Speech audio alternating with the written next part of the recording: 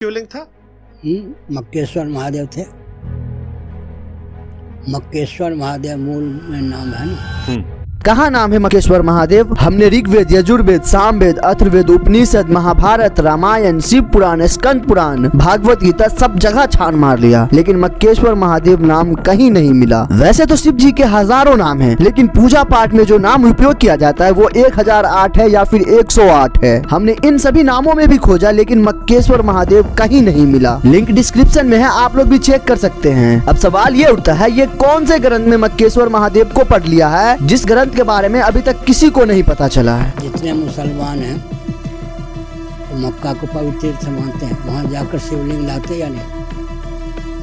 शिवलिंग लाते हैं, अपने घर में आरती भी दिखाते हैं, धूप भी दिखाते हैं, बाहर से कहते हैं हम हिंदू नहीं हैं। बस इसी बात के लिए विवाद होता है। जब मैं और मेरा कुरान कह रहा है अल्लाह एक है, उनके सिवा कोई माबूद नहीं, और बाबा बात करते हैं वहाँ से शिवलिंग लाने की, तो भाई वहाँ से कोई कुछ नहीं लाता। इस्लाम में ये आरती वगैरह का कोई कॉन्सेप्ट ही नहीं है। अगरबत्ती या इत्र खुशबू के लिए लगाया जाता है। मैं मुसलमान नहीं, मुझे अंदाजा नहीं है। हमें कौन मुसलमान